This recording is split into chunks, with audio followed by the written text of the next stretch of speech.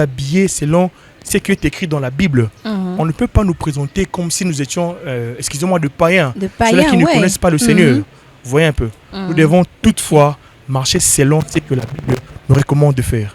D'accord, pasteur. Est-ce que c'est vraiment quelque chose de bien, comme on le voit souvent, est-ce que, et en plus, une église, tu te mets devant le pasteur et tout. Est-ce que vraiment, si on peut le dire ça? Non, déjà, Ezo Sepelisa, Nzambe était sur le fait que, en fait, écoutez-moi. Dans 1 Corinthiens chapitre 11, le verset 7, le parti B, la Bible dit, la femme a été créée pour la gloire de l'homme. De l'homme, oui. Dans le mariage, moi j'ai toujours dit, dans le mariage, tout est permis. Ouais, tout est permis. Dans le mariage, tout est permis. Dans le mariage, on pourrait même se comporter comme si nous étions en Éden. Tout est permis parce que nous avons déjà eu à donner la dot. Cette fille-là est devenue la mienne, elle est devenue mon épouse. Ouais. Là, c'est dans le mariage. Vous voyez, la femme, elle a été créée pour la gloire de l'homme. De l'homme, oui. Si seulement cette femme-là se permet chez elle à la maison, de s'habiller d'une manière... à la maison, nous avons bien dit, à la maison. Là où il y a, en fait, là où il n'y a pas des enfants quand même, parce que tu es une mère, tu ne peux pas te comporter d'une manière bizarre. Surtout maman Moussou, à la maison comme ça, au laisse-moi cinglé, tu exhibes, tout ça là, c'est pas intéressant quand même devant les enfants. Surtout laisse-moi et moi me coucher et tout. Même si nous étions dans la maison pour plaire son homme, peut-être, bon, en fait, vous savez, Dieu a créé un homme, Dieu nous a créé. Nous avons nos émotions, nous avons nos sentiments, nous avons nos faiblesses, nous avons nos défauts. Vous voyez un peu.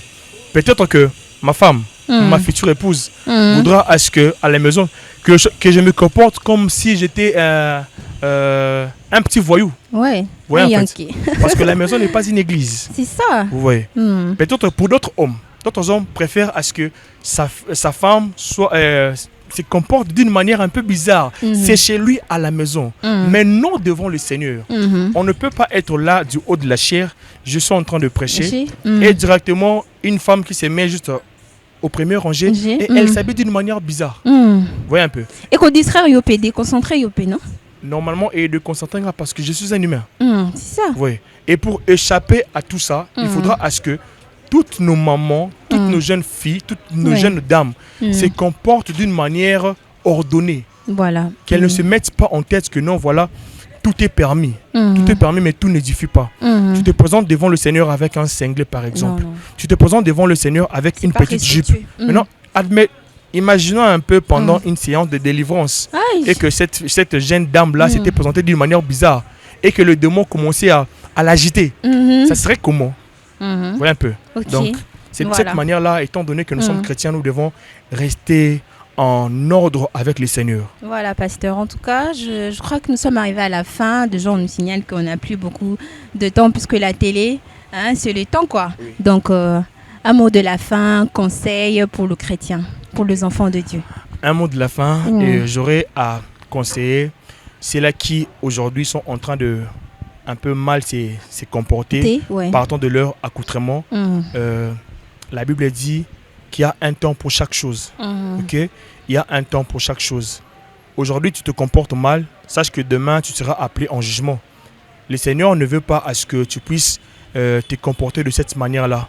Si seulement tu n'as jamais eu à recevoir le Seigneur Jésus-Christ comme Seigneur et Sauveur, pour toi, peut-être cette punition-là te sera légère. Mais étant donné que nous sommes enfants de Dieu, toi aussi tu es un enfant de Dieu, apprends et efforce-toi. Donne-toi cette discipline-là de pouvoir toujours et toujours t'habiller d'une manière correcte devant le Seigneur et devant son peuple. Je vous dis merci beaucoup. Voilà, merci beaucoup, pasteur. En tout cas, je crois bien que Nzambe est béni pour votre passage et tout ce que vous avez dit. Je crois bien que édifier Bango peut changer.